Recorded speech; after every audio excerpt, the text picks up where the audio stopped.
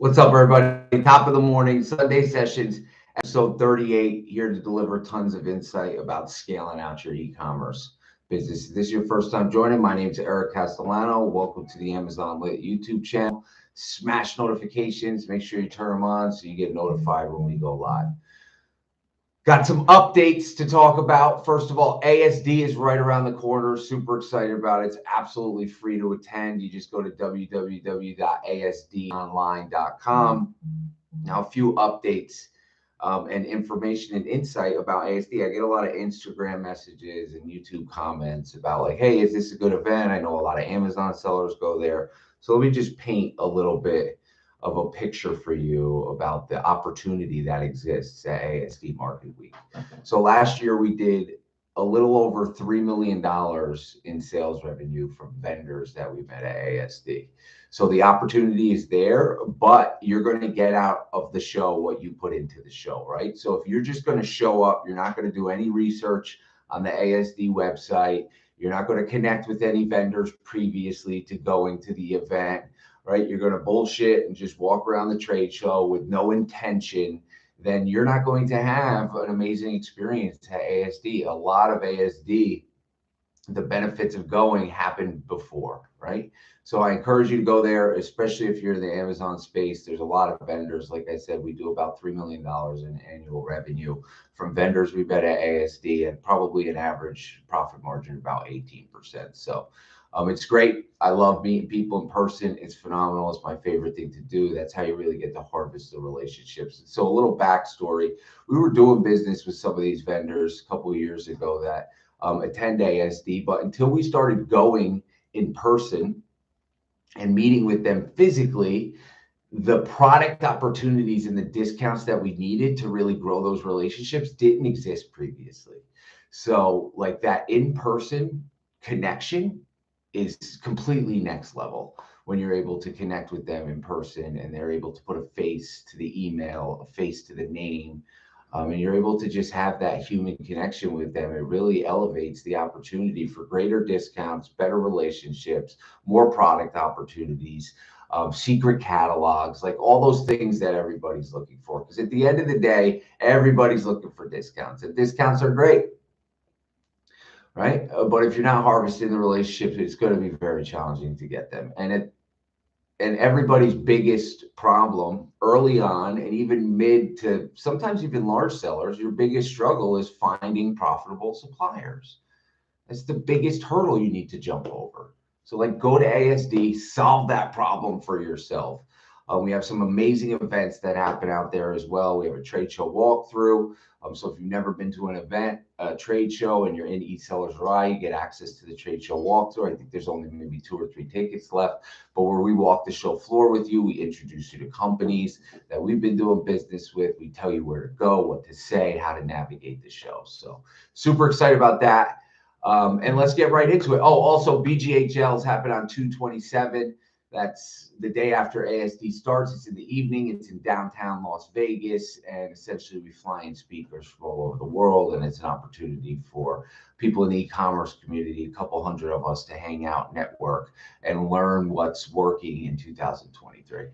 So let's get to some questions here. First of all, if you're just popping in here, where are you from? So this is streaming right now on Instagram and YouTube. So if you want the full user experience, go pop into YouTube. We got some questions, so let's get into it. When product sourcing, do you always match the buy box or do you price at profit? I wouldn't buy the product if I wasn't able to profit at the buy box, right? As long as the Keepa data shows that that current buy box is consistent, right? So let's say in order to be profitable, I need to be at $17.99, right, to make $2-3 on the product, but consistently the buy box is at 15. It's like, why would I buy that product at all? So no, we do not match the buy box. The goal is to match the buy box, but at a profitable price. What's up, Blake? Hello. What else we got here? Addy Momager. Yeah, so we have one-off Zoom options. It's really restricted to EsellersRI members, but I'd be happy to extend it to you. So just send me a message. I'm actually going to write down your name right now. What was it? Addie Momager. I'll send you a link after.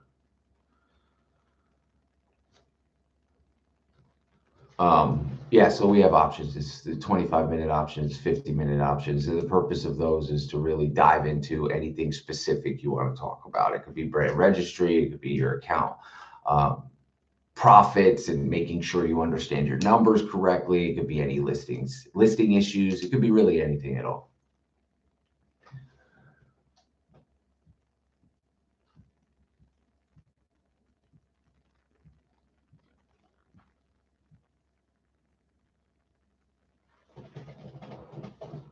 So this person says, I can't open wholesale accounts without a physical store location. Is there a way to overcome without getting a storefront? So first of all, the first part is you're not able to open certain accounts without a physical store location, because I've never had a physical store location, and I do business with maybe 40 or 50 different distributors, wholesalers, brands, and manufacturers across the country. So but if a company is requiring you have a storefront and you do not have one, it could be a little complicated to open that account, right? So what I would do is I would ask them what trade shows they're attending, right? And the purpose of this is not only to get a list of a bunch of trade shows that you can go to and meet other vendors at that you can create accounts with that may not require storefronts, but then you can go chat with them in person and explain to them, right? Like the value you provide as an Amazon seller, because most people, they just want to purchase a few units from a company, get the best discount, but they provide no value to the wholesaler or distributor that they're doing business with. Like, asking these companies, what products do you have a lot of that I can help you get rid of? Do you need help moving inventory on certain SKUs, right? So like sacrificing in the beginning for the relationship is going to be crucial, but doesn't mean that if you say, hey, I'm going to spend $50,000 a month with you, I do not have a storefront, I would hope that, the revenue I'm going to be providing your company would be enough to get around that. It doesn't mean that they're going to say yes, so unfortunately, if you don't have a storefront and they're requiring you have a physical storefront, there's really no solution to it unless you were to leverage and get a storefront or use a friend's storefront. But here's the thing with storefronts. Most of these companies want to know if you have a storefront because they're expecting you to also sell their products in your storefront as well as Amazon, right? So it's like you got to look at your intention, and you got to look at, I guess, what's the word I'm looking for? You got to look at your motives, right? Because if you're only looking to get a storefront to navigate around their restrictions, and you're telling them you're going to sell it in your storefront, when really you're just going to backdoor all the inventory onto Amazon, it's like, is that really even a relationship you want to create? Because the chances of them shutting down your account when they realize you're purchasing such high volume, and then they go on Amazon and they realize there's new sellers on all their listings pumping out all the volume that you're buying, they're going to realize very quickly that you're not even selling it in your storefront. It's a great way to get the account closed. So it's like, you always got to go into the opportunity with a vendor with the right motives, because you don't want to tell them you're going to list in your storefront and then you backdoor it. That's not how I build relationships. It's how some people do, but I'm not looking to make a quick 10K. I'm looking to make a couple 100K with a vendor.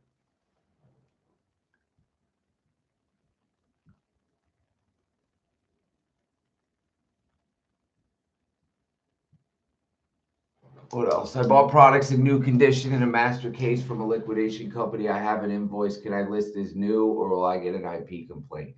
So if they're brand new inventory and you purchased them from a liquidation company, you can list them as new.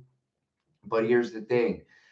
If there's any account health issues or any violations that pop up, if the company you purchased them from has liquidation or closeout in the name, their invoices will not work to remove the account health issue.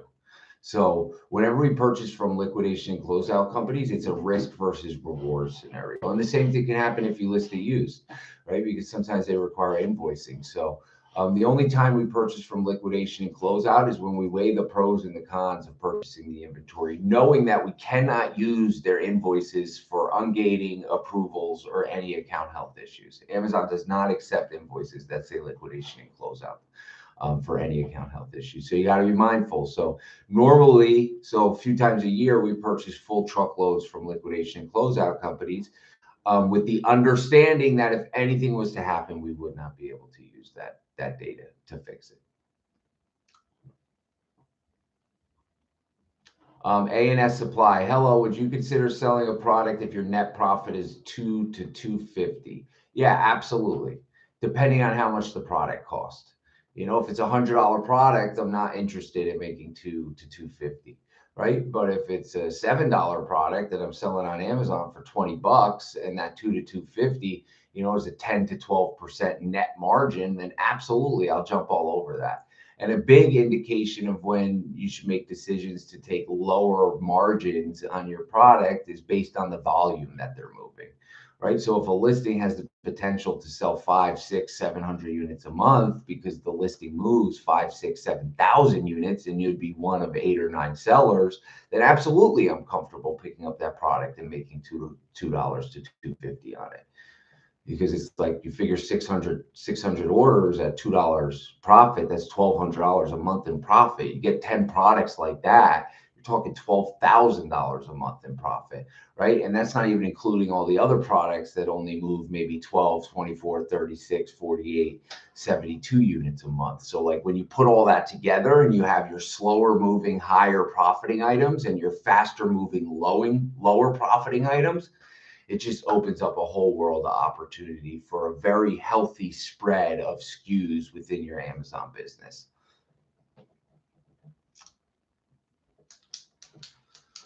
So Ermin over here on the tube asked, what's our minimum ROI when deciding to buy from a supplier? So we don't really have a minimum ROI. We focus on minimum gross profit margins. It's right around 8 to 12%, depending on the volume.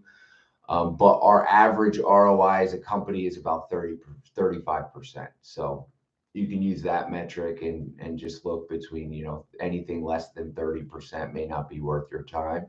And that's just based on averages from our business from products we sell. And the 35% ROI that we operate is very healthy. But we only know it's 35% because after the fact of purchasing the items, we do not purchase items solely based on ROI. We used to, and it really skewed our numbers because ROI, let's just say, 30%.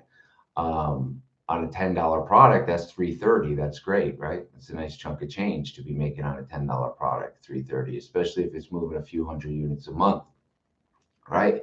But a 30% ROI on a product that costs you $1 is 33 cents, or 30 cents. So it's like you can't.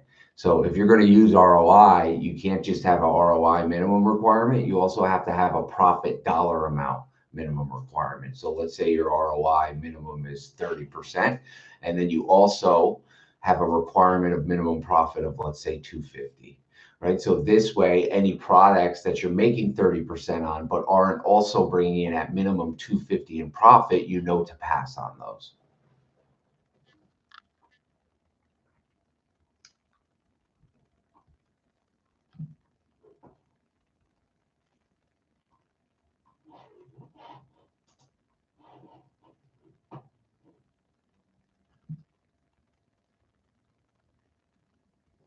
How do you properly delegate a buyer from your Amazon business? So hiring a buyer is one of the most complicated things to do in any Amazon business. And the reason why is because if you go into Indeed or Monster.com or LinkedIn, like you're not going to find people who used to buy on Amazon that you could then hire in your business. Now, if you're use virtual assistants, absolutely, you could go to overseas, in Bali or Indonesia, and you could find people who've worked for other Amazon companies and have some experience. But from my personal experience, I always find that having a stateside buyer is much better and much more efficient, even though you have to pay up to have the stateside buyer. And the reason why I prefer to have a stateside buyer instead of an overseas buyer is because let me ask all of you this question, right? Like, what's the number one selling product in India right now? Or what's the number one trending product in Indonesia right now? You have no idea because you don't live there, you don't understand the culture, you're not a part of the community, so you have no idea, right? So it's very complicated to train someone from overseas on how to understand those subtle nuances that would make them a more efficient buyer. So when we're training our buyers, a very intensive process in the beginning. The first thing that we do before we even hire them full time is we give them access to certain modules in EsellersRI, right? And for the first week, we pay them $100 a day, so $500 for the first week. They are not hired as employees yet. This is basically a test for them. We put them through our EsellersRI training. They watch certain modules. They report back to us on the Friday after those 5 days of watching that content and taking notes and exploring it. And we sit down and we have a conversation with them. Because lo and behold, come to find out, about 50% of the people we put into EsellersRI that we're about to hire as buyers, 50% of them, after they watch all the videos and they're like, wow, this is a lot of work. This is like a completely new business. I'm very confused here. Come to find out, 50% of the people that we put through that, they end up not wanting the position because it's something they're no longer interested. So instantly you wean out 50% of your applicants or potential hiring applicants because they're no longer interested in the position. So the ones that we do hire, it's a very intensive 30 to 90 day training period where in the first 30 to 45 days, I'm literally reviewing every single order they put together. I'm bringing them in their office. I'm popping up people on the big screen. We're looking at each ASIN individually. I'm providing them insights of what I would do based on the quantities they wanted to purchase. So let's say they were going to buy 60, but I think we could get 75 or 72, right? An extra case. I would be like, this is why I believe this ASIN can sell an extra case in a month. Because looking at the Keepa data, looking at the buy box statistics, this seller only has 10 units left and the next competitive seller is listed at $2 higher. So like I'm analyzing these numbers, trying to input everything that's in here into their brain.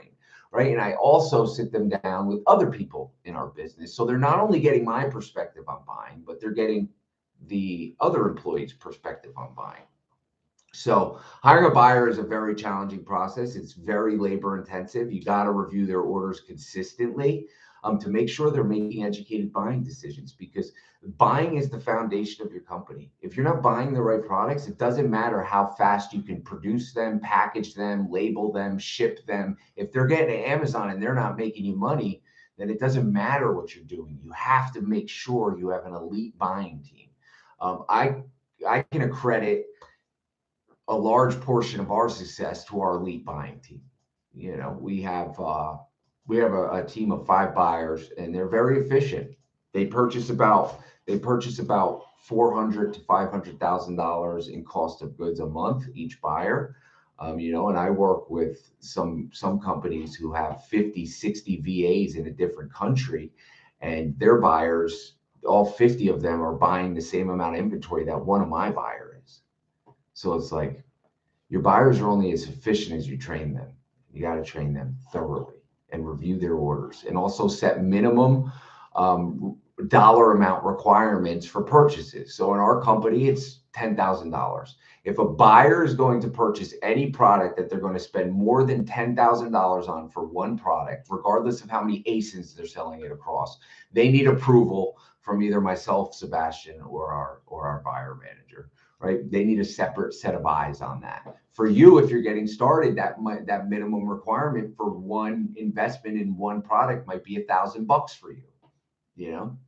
So you have to put in those guidelines in that infrastructure so they're not spending your money and losing your money, right? And you also have to put ownership onto them. We make sure that our buyers are also not just buying the inventory, but they're managing the pricing.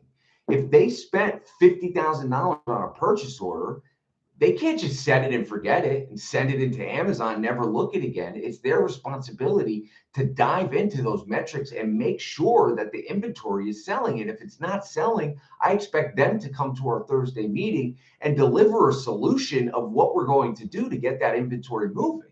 that solution might be pulling it back, sending it under different ASIN, might be running a small PPC campaign, might be running a discount or a volume discount, right? The first discount could be through a coupon. The volume discount could be like if a customer purchases 2, they save 5%. If they purchase 3, they save 10%, right? So tiering out the structure and making sure that they're solving problems for the inventory they buy is imperative. It's imperative.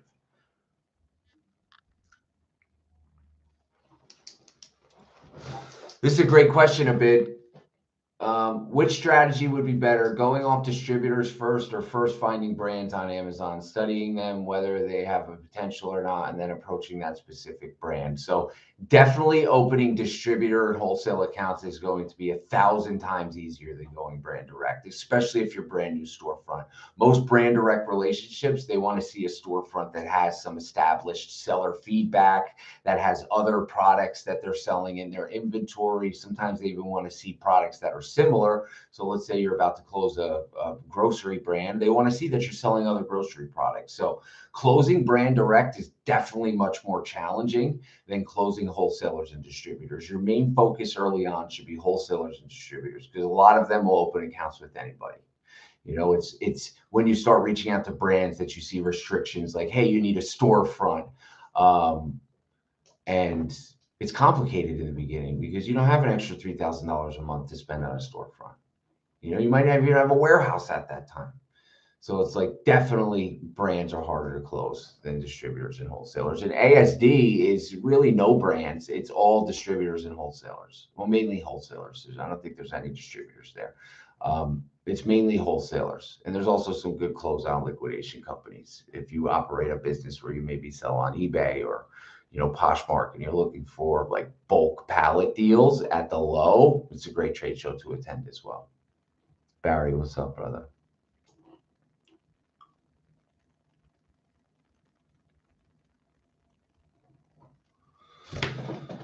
How do you accurately gauge sales before placing an order? So Keepa is huge, as well as AZ Insight.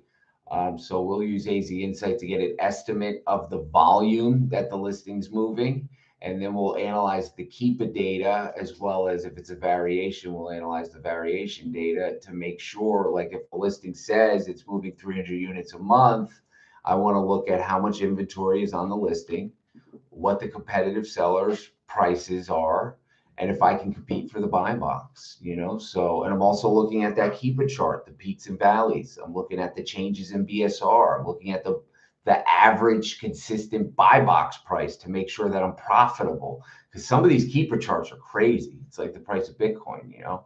So it could be $60,000 a couple months ago, and now all of a sudden today it's at 23, and a month ago it was at 16. Amazon is very similar. There's very large price fluctuations. So gauging velocity is imperative.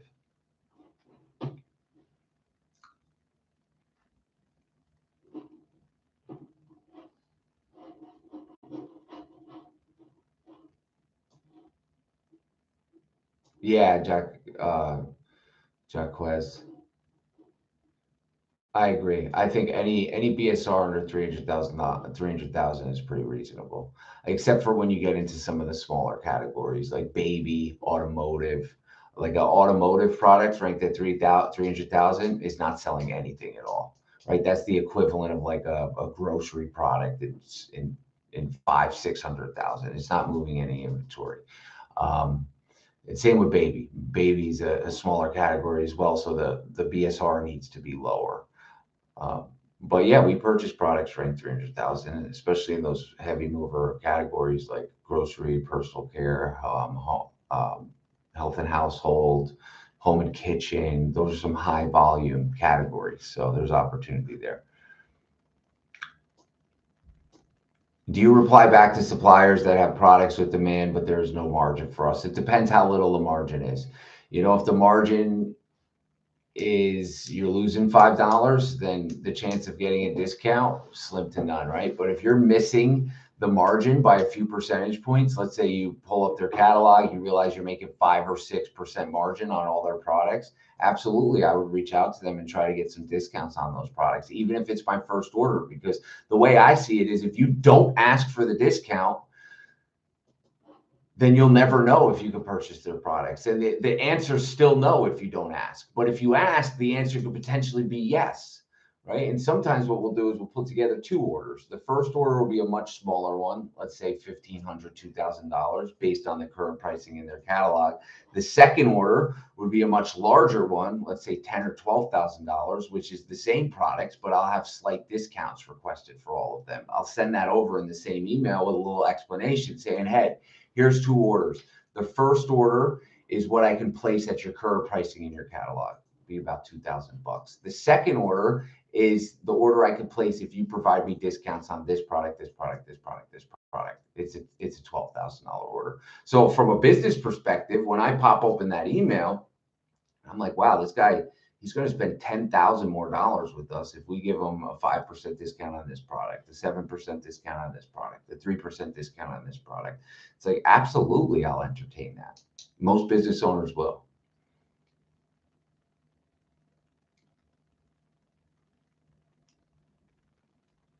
Any idea how very big Amazon sellers stay in business year after year, selling a majority of SKUs at a loss?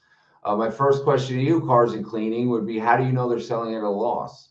You have no idea what price they're paying for their products. So out of $63 million in sales revenue last year in 2022, we had a negative profit of about $135,000, which is nothing, right? So that negative profit is SKUs that we lost money on. Right. So out of all the whatever 50,000 different types of products we sold last year, the ones that provided us negative profits was only about $135,000, which in the grand scheme of $63 million in sales revenue is not a lot. So yeah, you don't know what they're paying it for. They could have got a huge volume discount. They could have got it on a closeout. They could have a great relationship with the manufacturer or brand, or they could just be clearing out inventory, and they are losing money on that listing.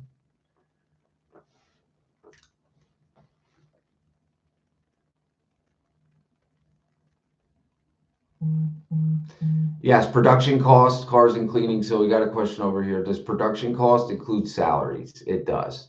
And we divide that number by the amount of units you sell per month or send into Amazon warehouses for FBA. It's the latter, Cars and Cleanings. So in order to get your production cost per ASIN, which will illuminate a lot of information of what your minimum buying requirement should be, you take all your expenses, rent, labor, shipping, polybags, labels, everything. You take that monthly number and you divide it by the amount of orders that were shipped to FBA, not the amount of orders you sold, the amount of orders you produced in that 30-day time period.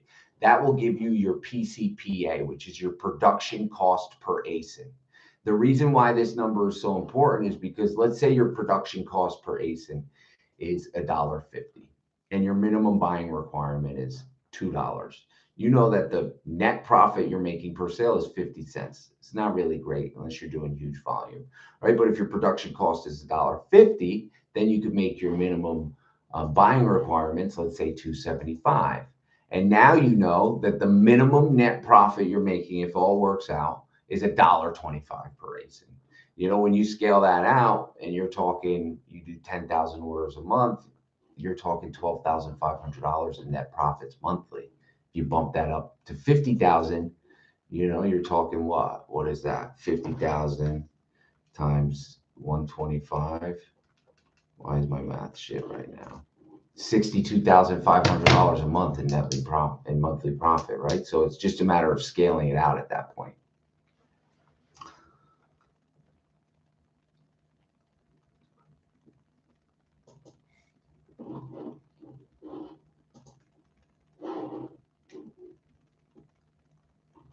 If I get an IP complaint with no invoice to help account health, does this mean my account is banned and I lose all my inventory? No, not necessarily.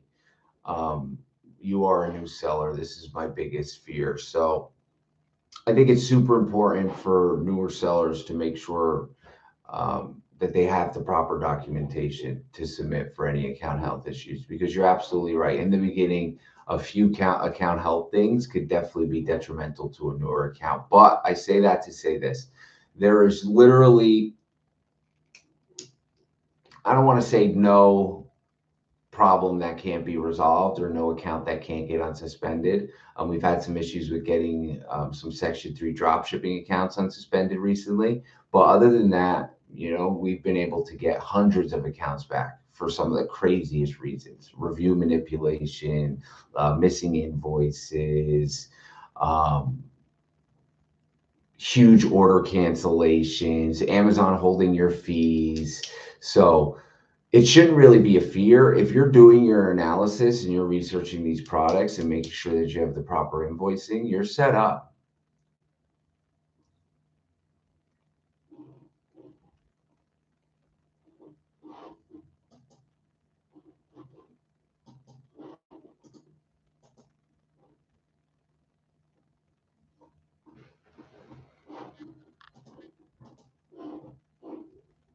What else we got here?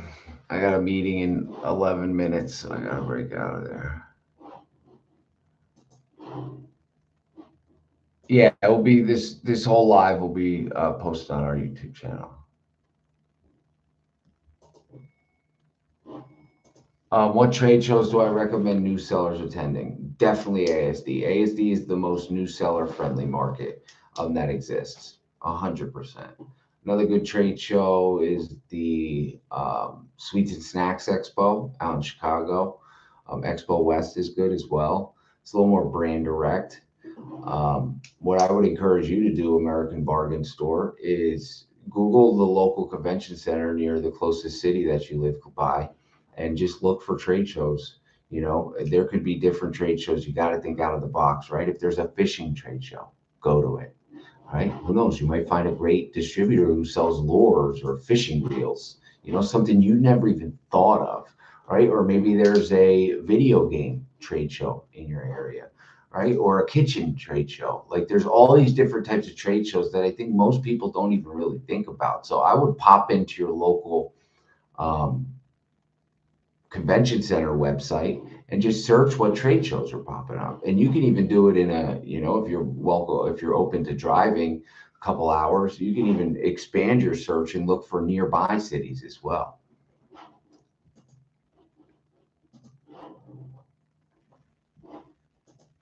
How many items do you recommend for a test order? Our normal test orders usually no less than 12 to 24, but sometimes we go more aggressive based on the volume that the listing's moving. But I think a sweet spot's about 24 ASINs.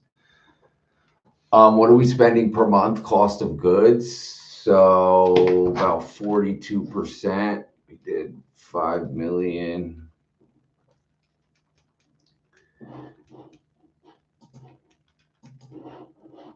A little over $2 million. Yeah, we've been suspended before.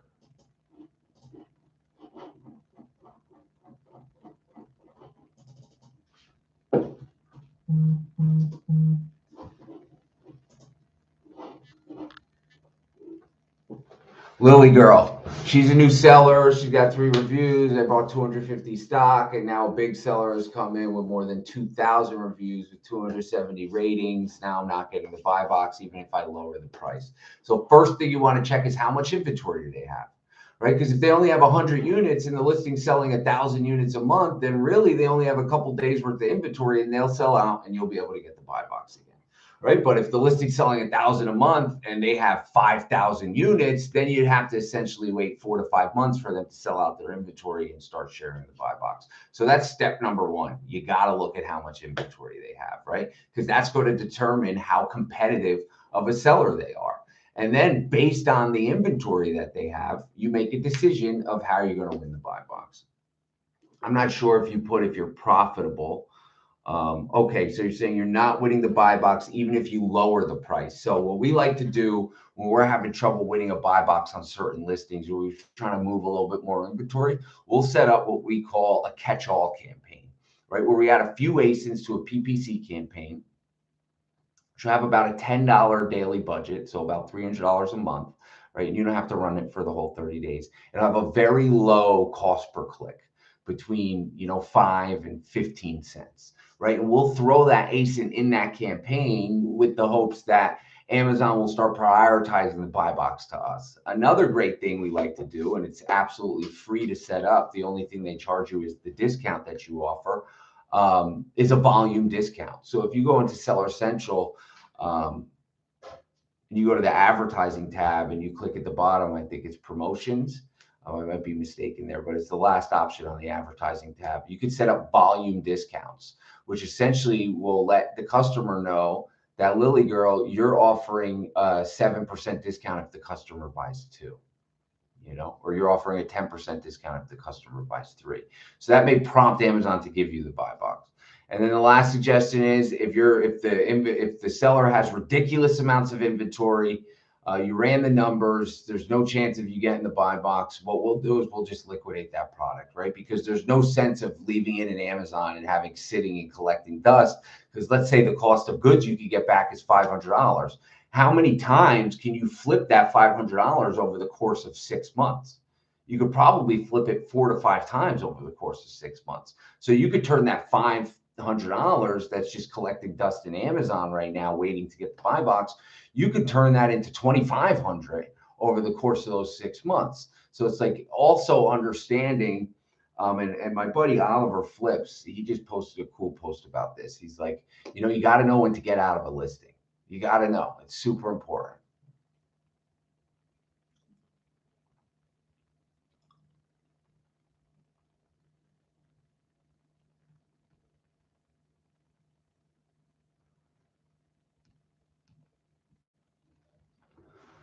All right, what else we got here? No problem, Jason. Happy to help.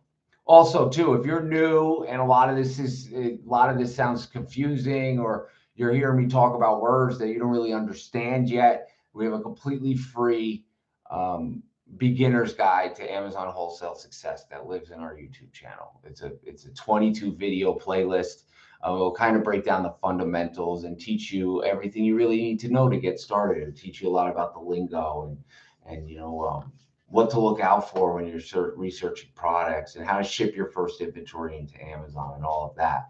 And also, if you're a more advanced seller and you're looking to really level up, then we have programs for you as well, whether it's EsellersRI or Inner Circle. What's up, Eat Sleep Amazon? So Jason, Amazon has a liquidated option, but on a $20 product, you're probably going to get about 75 cents.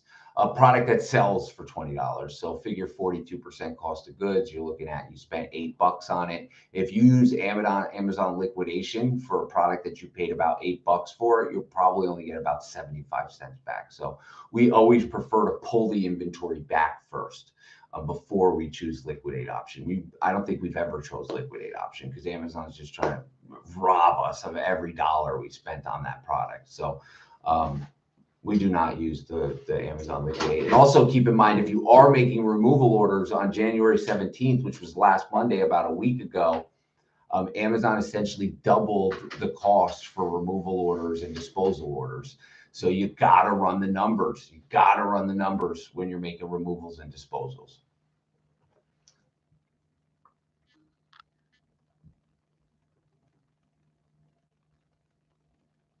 All right, my friends, I got to break out of here. It's been a pleasure. If you got any questions about ASD or anything, just send me a message on Instagram. I'm more than happy to help. Addie, connect with me, please, so we can get you set up on that call if you're still in here. And if not, I'll send you a follow-up after this. But I appreciate all your time. I'm looking forward to hanging out with a lot of y'all in Las Vegas. It's going to be an amazing week. There's going to be hundreds of us out there. It's a great opportunity to network, get in-person, real-life experience at a trade show, especially if you're new. It's the best trade show to go in the United States if you're new, because it's very Amazon seller friendly. A lot of trade shows, 95% of them, no. They don't even want to talk to you if you sell on Amazon, which there's ways around that. But ASD is great. So we'll see you there. Have a beautiful day. Stay grateful. Stay lit, my friends.